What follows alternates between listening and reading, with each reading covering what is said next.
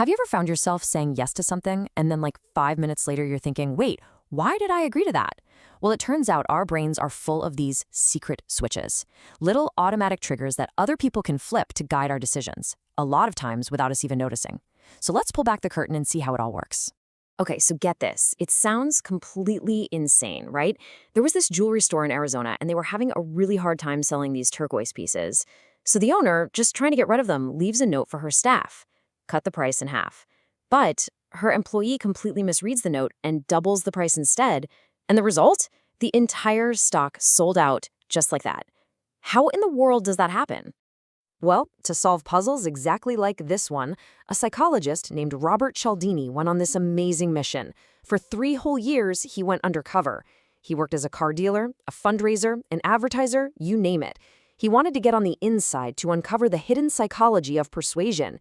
He was hunting for those secret techniques that get us to say yes. And he called them the weapons of influence. All right, so let's start by cracking the case of that ridiculously expensive and suddenly popular jewelry. So the thing is, the people buying this jewelry were mostly tourists. They had money, but they didn't know the first thing about turquoise. So their brains did what our brains do all the time. They took a shortcut. They fell back on a simple rule of thumb we all learn. Expensive equals good. You get what you pay for, right? So when the price was suddenly doubled, it triggered this automatic response in their heads. Wow, this must be really high-quality stuff. And poof, they bought it all. And this wasn't just some one-off fluke. That crazy jewelry story actually reveals a fundamental truth about how our brains are wired. We are constantly using these mental shortcuts, these rules of thumb, just to get through the day. Cialdini came up with this really great metaphor for it. Click, whir. Think of it like an old tape recorder. A specific trigger, that's the click, activates a pre-programmed tape of behavior. And then whir, that behavior just plays out automatically. No extra thought required. You see this all over the animal kingdom, where it's called a fixed action pattern.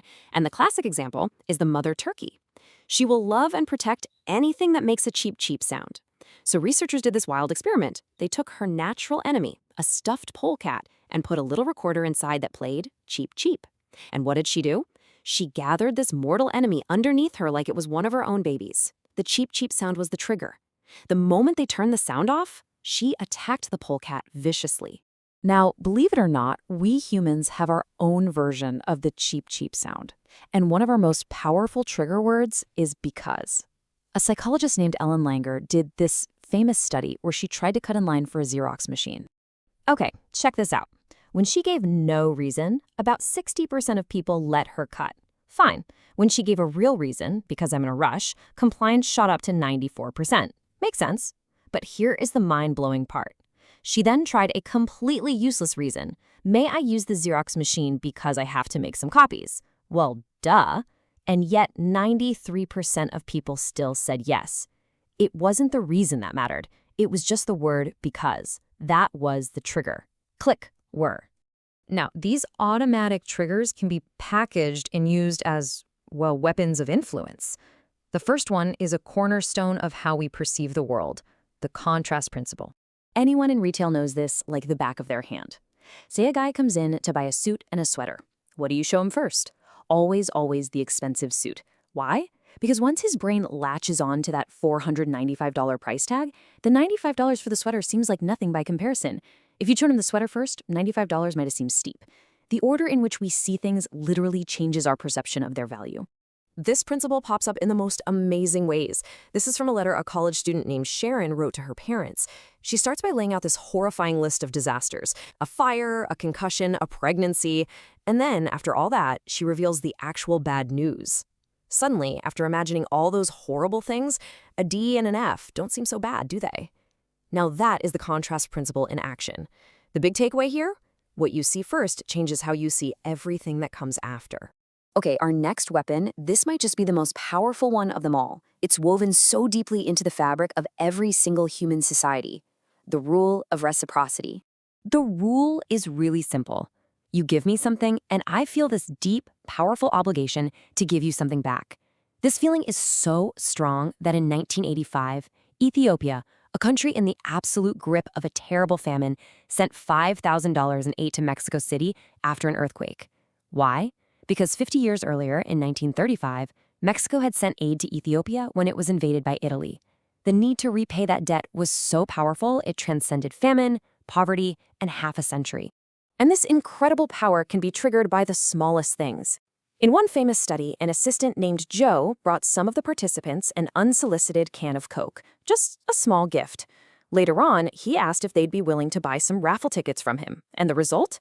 The people who got that free Coke bought twice as many raffle tickets as the people who got nothing. That tiny, uninvited gift created a huge sense of obligation. See, this rule has 3 key features that make it so easy to exploit. 1, it's overpowering. You'll feel the need to repay the favor even if you can't stand the person who gave it to you. 2, it enforces uninvited debts. Think of the Hare Krishnas who used to hand out flowers at the airport. You didn't ask for it, but now you feel like you owe them a donation. And 3, it can trigger totally unfair exchanges. That 10-cent Coke led to people spending 50 cents on raffle tickets.